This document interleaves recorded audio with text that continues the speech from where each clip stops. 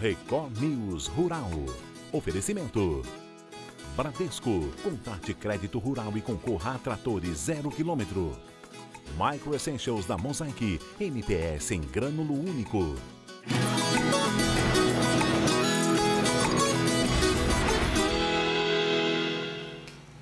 Olá, muito bom dia para você. Mais uma vez, o queijo argentino foi o grande campeão do concurso Expo Queijo, realizado em Araxá, Minas Gerais. 1.100 concorrentes de 14 países disputaram um super ouro na edição deste ano, somando quase 7 toneladas de queijo.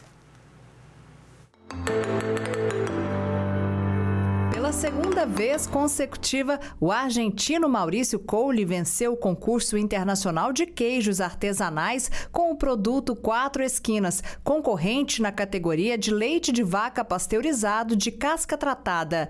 1.100 concorrentes de 14 países disputaram o super ouro na edição deste ano, somando quase 7 toneladas de queijo. É maravilhoso, não? Não posso explicar como pode viver isso. E, bueno, muito feliz deste queijo, porque é um queijo que eu faço muito tempo, mas tem agora mais reconhecimento, cada vez mais a gente conhece mais a ele, cada vez mais. É um queijo que eu faço na Suíça, que tem cristal adentro, tem uma duração de 12, 15 meses. E meu sonho é poder pegar o queijo dele, ele queijo aqui, para que a gente possa experimentar no Brasil.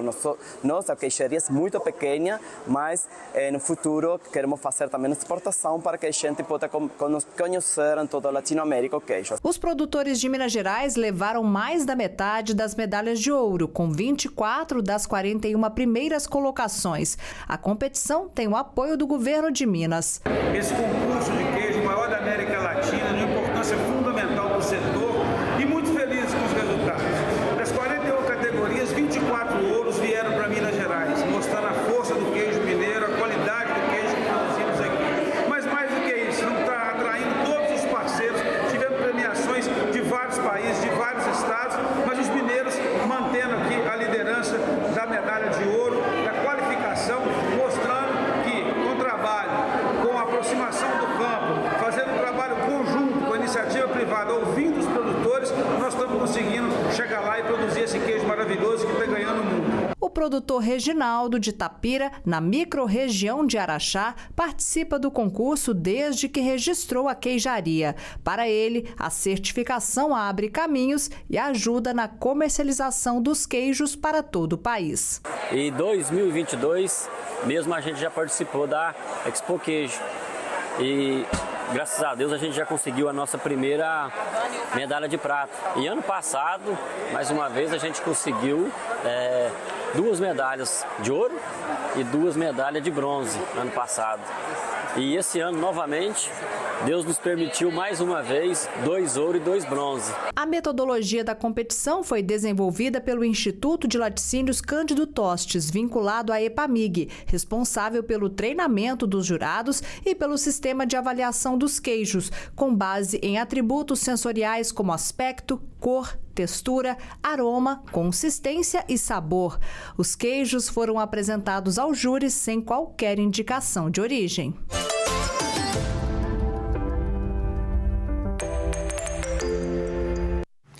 O preço do leite apresenta alta pelo 7º mês consecutivo, é o que aponta um levantamento do CPEA. O preço captado em maio registrou um aumento de 9,8% em relação a abril. Desde janeiro, o valor do leite pago ao produtor teve alta real de 30,4%. De acordo com o CPEA, a alta se deve principalmente devido à redução da produção no campo. E o governo do Paraná prorrogou por mais 180 dias a emergência fitossanitária para citros no estado. O objetivo é reforçar a medida de combate ao greening, uma das principais doenças que afetam os citros, possibilitando a ação rápida no controle da doença. Desde que as ações mais efetivas no domínio do greening começaram, há cerca de 2 anos, quase 280 mil plantas foram erradicadas nas regiões noroeste e norte do Paraná. A erradicação de plantas doentes, o plantio de mudas sadias provenientes de viveiros registrados e o controle eficiente do inseto vetor são algumas das boas práticas recomendadas diante da doença. A engenheira agrônoma Marlene Calzavara salientou que o índice da doença chegou a 20% dos pomares, o que é inaceitável. O Brasil é o maior produtor mundial de laranja e de suco. O Paraná é o terceiro estado na produção nacional da fruta, ficando atrás apenas de São Paulo e Minas Gerais. Nos primeiros 6 meses deste ano, o Ministério da Agricultura abriu 72 novos mercados para os produtos agrícolas brasileiros no comércio mundial. Esse foi o melhor semestre da história do comércio exterior para o agro. O Brasil alcançou 150 mercados em 52 países desde o começo de 2023. Nos últimos 6 meses, foram 72 novos mercados em 30 países. Junho foi o mês que mais contribuiu para tornar este o melhor semestre da história para o comércio exterior da agropecuária brasileira. Ao longo do mês, foram abertos 26 mercados em 13 países, correspondendo a 32% de todas as aberturas realizadas no ano. As aberturas de 2024 já contemplam todos os continentes.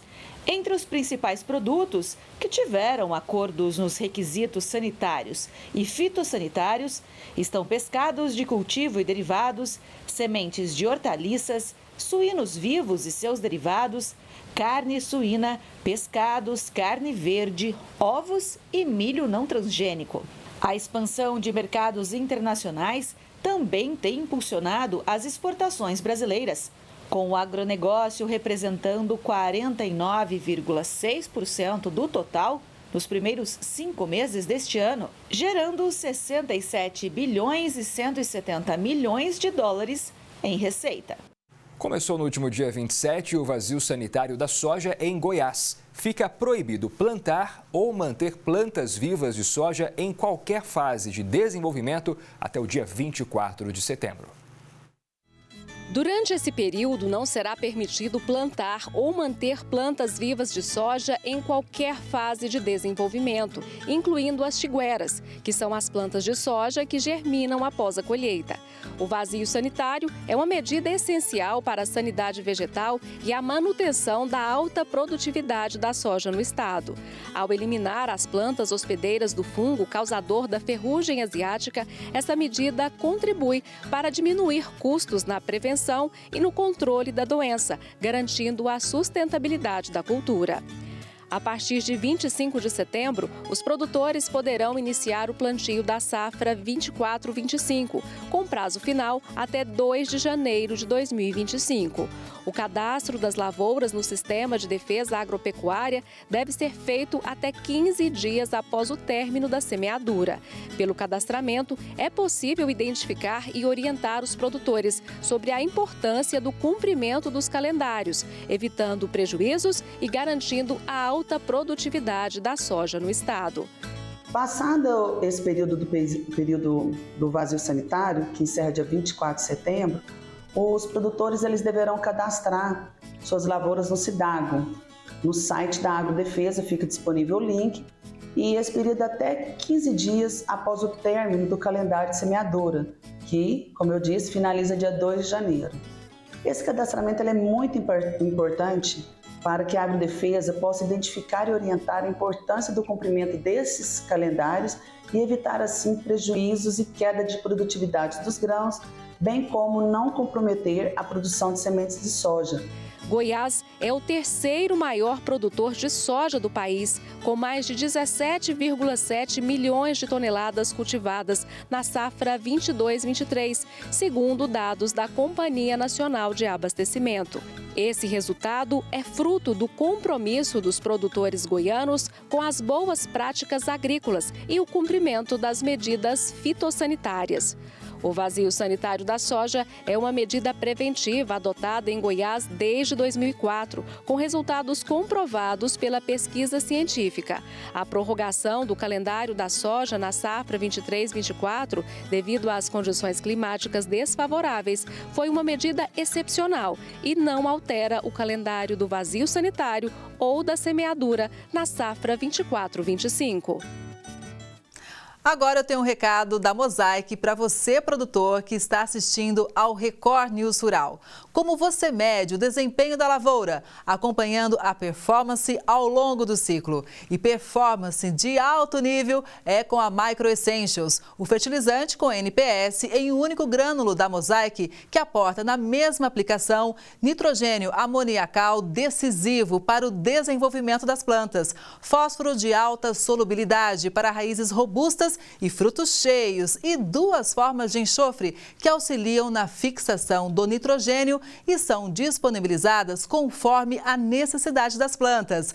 Nutrição uniforme e mais resultados na colheita. Fertilizantes com NPS em um único grânulo é Micro Essentials da Mosaic. Performance no mais alto nível. Saiba mais no QR Code na tela ou acesse nutriçãodesafras.com.br. A 15ª edição do Panorama do Comércio Exterior do Agronegócio de Minas Gerais foi divulgada pela Secretaria de Agricultura do Estado. Em relação às cadeias produtivas, alguns destaques na edição são o complexo sucro-alcooleiro, a carne de frango e os produtos florestais. Não é novidade para ninguém que o agronegócio tem uma importância significativa para a economia de Minas Gerais. Seja na geração de renda até a mesa do consumidor, o agro faz parte da vida de todos nós. O setor a cada dia se expande para os mais diversos países. A China continua sendo o principal comprador internacional. É o que indica a 15ª edição do Panorama do Comércio Exterior do Agronegócio de Minas Gerais. O documento apresenta os números das exportações e importações dos últimos 10 anos, com foco na performance de 2023, e destaca os principais destinos, rankings e produtos comercializados no mercado internacional. Isso é muito importante para que o produtor rural tenha esses números na cabeça, facilitando a tomada de decisão e a gestão do negócio. Minas Gerais foi o 5º maior estado fornecedor de produtos agropecuários, contribuindo com 8,6% na receita total das exportações do agro no país. O volume embarcado foi de 15,6 milhões de toneladas. Em relação às cadeias produtivas, alguns destaques na edição são o complexo sucro-alcooleiro, a carne de frango e os produtos florestais. O açúcar em si, ele foi exportado para o exterior 1,8 bilhão de dólares, num volume de mais de 4 milhões de toneladas, tendo a China como principal destino desse produto. Podemos citar também a carne de frango, com mais de 370 milhões de dólares exportados, um volume de 190 mil toneladas, com 3 países principais, México, China e Rússia. Os outros 2 produtos que a gente pode citar é a celulose, com mais de 1 bilhão de dólares exportados e um volume de mais de 1,6 milhão de toneladas. O último produto que a gente pode citar aqui é o milho, com mais de 247 milhões de dólares exportados e 821 mil toneladas. Os dados de 2023 também mostraram um aumento nas vendas desses produtos de 12,2% na comparação com 2022 e 78,1% com o resultado de 10 anos atrás. Ao todo, as exportações atingiram um montante de 14 bilhões e 300 milhões de dólares, 36% do total de exportações do Estado para o mercado internacional. A Secretaria de Agricultura do Estado de Minas Gerais, a SEAPA, vem fazendo um trabalho para abrir novos mercados, com rodadas de negócios internacionais, treinamento de empresas que querem fazer exportação e promovendo assistência técnica via sua vinculada EMATER, a pesquisa via EPAMIG e a defesa sanitária via o IMA, Instituto Mineiro de Agropecuária. Suas 3 vinculadas, juntamente com a SEAPA, faz o trabalho favorecendo esse comércio exterior. A Embrapa está desenvolvendo diretrizes para a certificação da soja baixo carbono, baseada em adequação do imóvel rural e do sistema de produção. Para explicar quais diretrizes são essas e por que a certificação é tão importante, a gente conversa agora com a chefe de pesquisa e desenvolvimento da Embrapa Soja, Roberta Carnevale. Roberta, bom dia, seja bem-vinda aqui ao Record News Rural. Bom dia. Roberta, explica para a gente então, né, o que seria soja baixo carbono? Bom, o programa Soja Baixo Carbono, ele é o desenvolvimento de um protocolo de certificação para soja produzida em sistemas de produção com baixa emissão de gases de efeito estufa, né? O que significa isso na prática, né? Aqueles produtores que produzem soja em sistemas de produção utilizando boas práticas sustentáveis, como o sistema plantio direto, inoculação da soja, manejo integrado de pragas, um bom acompanhamento técnico de correção de solo e fertilidade, enfim, integração lavoura, pecuária, floresta, práticas que agreguem, que aumentem o sequestro de carbono e reduzem as emissões de gases de efeito estufa, eles têm um diferencial do sistema convencional. E isso faz com que o sistema seja baixo carbono e tenha um valor agregado. Então, o protocolo vem para diferenciar esse produto. Como eu falei no começo da nossa conversa, né, as diretrizes estão sendo baseadas em adequação do imóvel rural e do sistema de produção. Na prática, o que isso significa?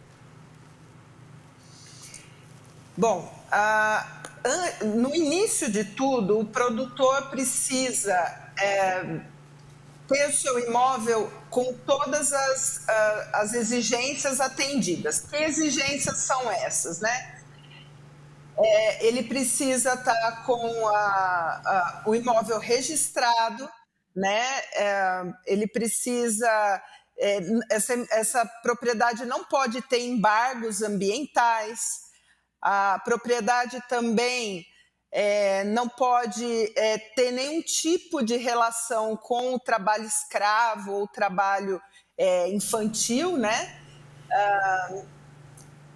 E, enfim, ele tem que estar com o CAR ativo, ele não pode estar com nenhum tipo de restrição no CAR, né? Enfim, são normativas, né, que ele precisa seguir, coisas até que são normais, né? Ele não é nenhuma exigência fora do comum, né? Seriam essas, e adicionando que ele precisa estar plantando dentro do vazio sanitário, e seguindo o calendário de semeadura, né? Isso faz com que ele esteja adequado em termos de imóvel rural. Agora, é um processo simples, né, para adesão? Ele precisa ter alguma assessoria, alguma consultoria, ou ele, como produtor, diretamente, sozinho, consegue fazer isso? Bom, depende do nível do produtor, né?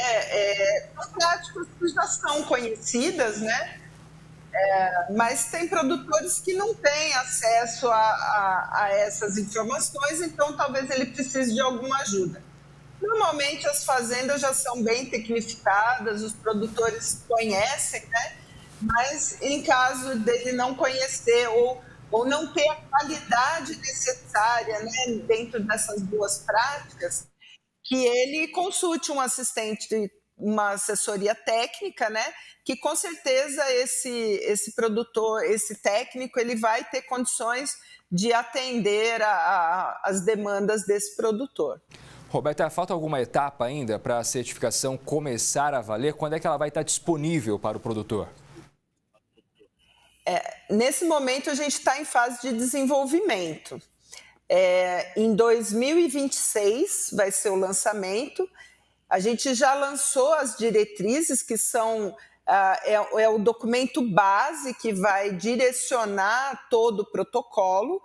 E nesse momento a gente está validando no Brasil todo, né? Então nós temos aí fazendas comerciais que estão aplicando o selo de norte a sul do país, por todas as macro-regiões sogícolas, né? Então, onde se planta soja, nós estamos testando para fazer o ajuste fino desse protocolo e aí sim ele ir para o mercado. Ao mesmo tempo que a gente está fazendo a validação, a gente também está organizando toda a plataforma de registro e cálculo das emissões, né? Porque tem a segunda fase, né? Depois da adequação do imóvel rural, tem toda a adequação do sistema de produção. E dentro dessa adequação, além dele utilizar as boas práticas, ainda são feitos cálculos das emissões daquela produção, baseada tanto no inventário de insumos e tudo que ele utiliza na produção e também na análise do solo, né, caracterizando o sequestro de carbono. Então, a gente calcula, né, vai calcular essa pegada de carbono do sistema de produção.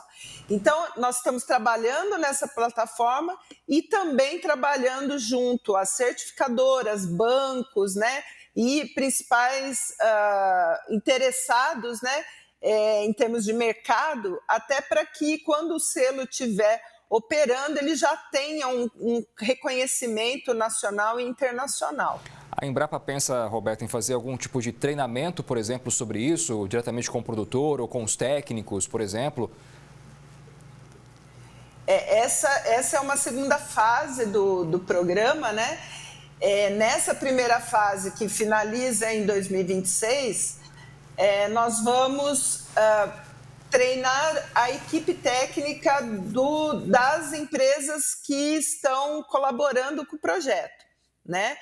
A partir de 2026, né, que a gente entra na segunda fase do projeto, aí sim a gente vai trabalhar com treinamento tanto de técnicos para atender esses produtores, né, que é mais o perfil da Embrapa, treinar agentes multiplicadores e também treinar toda a rede de assistência pública, né, técnica, também Senar, né, o Sebrae, enfim, os responsáveis pelos treinamentos dos produtores. E assim a gente tem um poder de multiplicação maior, né, do que treinar diretamente cada produtor, porque a gama é grande, né? Mas vai haver, sim, nessa segunda fase. Agora, essa produção com baixas emissões de carbono, você acredita que isso vai ser um grande diferencial competitivo no mercado? O selo, ele primeiramente, tem várias fontes de ganho, né, que a gente fala. Existem os ganhos diretos, que são aqueles que o produtor tem, tanto na questão produtiva, redução de custos, somente de usar as boas práticas, né? Tem os ganhos diretos também relacionados à resiliência do sistema, né, que vão ser sistemas que toleram mais essas variações climáticas, né, que a gente está observando aí ano a ano. E aí vem os ganhos fora da porteira, né, que são os ganhos que a gente tem trabalhado junto a bancos para ter financiamentos mais baratos, para ter seguros mais interessantes, né, para o produtor, em função dessa maior resiliência do sistema, e também para ter um valor agregado. Então, uma soja com selo, ela teria um adicional, que a gente ainda não tem como prever esse valor, em função de mercado, né, porque é uma questão de oferta e demanda, mas, sim, ele teria um diferencial. Principalmente, vai sair na frente pelos produtores que já aplicam as boas práticas hoje na fazenda, eles já estão prontos para a certificação, né? Então, esses vão ser os primeiros certificados. E aí, à medida que isso vai ganhando corpo, né, mais produtores vão enxergando os ganhos e vão adotando mais boas práticas. Quanto maior o número de boas práticas, maior a qualidade da aplicação das boas práticas que ele fizer na fazenda, mais fácil é a obtenção do selo. E tem um detalhe também do desmatamento. Então, a fazenda vai ter a contabilização se ela teve desmatamento nos últimos 20 anos. E isso vai aparecer nesse relatório, né? Então, o comprador dessa soja, ele vai admitir ou não, né, comprar essa soja em função daquele último desmatamento. Então, aqueles que já têm aí um prazo grande, que desmataram já há muito tempo, eles também vão ter uma vantagem competitiva, porque vai aparecer no laudo que ele não tem desmatamento recente, e isso vai valorizar porque ele consegue comprovar, né, a origem do produto. E o Plano Safra, por exemplo, já prevê incentivos, né, para produtores que aliem ali a questão da sustentabilidade. É um caminho sem volta, né, Roberta? Realmente pensar a produção aliada com práticas ambientais que sejam positivas para o meio ambiente. Nós, seres humanos, temos que fazer a nossa parte de todas as maneiras, né? Como cidadãos, nós vamos, no nosso dia a dia, a gente vai trabalhar reduzindo o uso de combustíveis fósseis, nós vamos trabalhar com a questão de redução de lixo, enfim, nós temos a nossa parte, né, como cidadão, mas aí a nossa parte no agro, além de reduzir as emissões dos nossos sistemas produtivos, é ainda aumentar o sequestro de carbono, porque ainda planta verde, né, planta crescendo é a forma mais barata de sequestrar carbono, esse carbono que está aí na atmosfera causando tantos transtornos, né? E eu acho que a gente tem que pensar grande, inclusive na questão de que o Brasil entrando para o mercado de carbono, não estamos falando apenas sobre o impacto nacional, mas sim como o país pode ser representado mundialmente. Exatamente. O nosso foco é mostrar, porque o Brasil ele já tem uma agricultura bastante sustentável, né? Os produtores já utilizam muitas boas práticas, né? Mas pode melhorar, tem espaço para melhoria, né? Mas ainda o nosso agro está muito ligado à questão do desmatamento na imagem, né, que os países de fora têm do Brasil. Então a gente precisa desmistificar isso, mostrar que a soja produzida no Brasil vai muito além das áreas de desmatamento e que muitas vezes nem é mais o motivo, né? Já foi na década de 70, 60, quando foi estimulado, né, a abertura de áreas, mas hoje isso não é mais verdade, né? O Brasil hoje tem uma área que ele pode expandir a produção de soja, né, de uma maneira muito grande em cima de áreas de pastagens degradadas, né, sem derrubar um pé de árvore. Então, esse selo vem comprovar a origem, vem comprovar que naquela área não houve desmatamento nos últimos 20 anos, né, ou se houve, qual é a dívida em termos de emissões que vai aparecer lá, né? Então, isso tudo é uma comprovação, uma segurança, né, para a comercialização dessa soja no mercado internacional. Roberta, o tempo passa rápido aqui, então, antes de encerrar, só mais uma pergunta, né? Já é possível calcular, né, quanto de emissões de gases de efeito estufa a produção de soja baixo carbono pode diminuir? Como seria isso? Nós temos algumas estimativas, é claro que tudo depende do ponto de partida, né? Se você parte de um sistema, vamos partir do mais, do que tem a maior pegada, né? Aquele sistema onde o produtor ainda faz aração, faz gradagem, muitas gradagens na área, né? Ele não faz cultivo de plantas de cobertura, ele faz pousio, então aquele é o pior cenário, né? Desse cenário tem uma condição de melhoria gigantesca, né? Agora, se você pegar um cenário médio aí da produção de soja hoje no Brasil, o que faz um sistema plantio direto, talvez não o melhor, mas já faz, né? E que faz alguma inoculação, então já tem um nível, a gente consegue aí, já tem uma estimativa que dá para melhorar em pelo menos em 30%, né? Com redução dessas emissões nesses sistemas melhores. Né? Então, melhorar o que já é bom é mais difícil, né?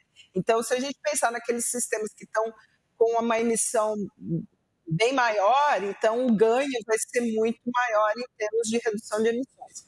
Pegando o sistema de produção que já está num nível mais elevado, a gente calcula aí em torno de 30% de ganhos aí em termos de emissões, de redução nas emissões. Que faz muito bem, com certeza. Roberta, muito obrigado pela conversa aqui no Record News Rural. Espero poder conversar outras vezes com você aqui. Nós é que agradecemos a oportunidade, estamos à disposição. Obrigado. Obrigado. E obrigado a você também que acompanhou a gente até aqui. O Record News Rural está terminando. A gente volta a se ver amanhã. Até lá.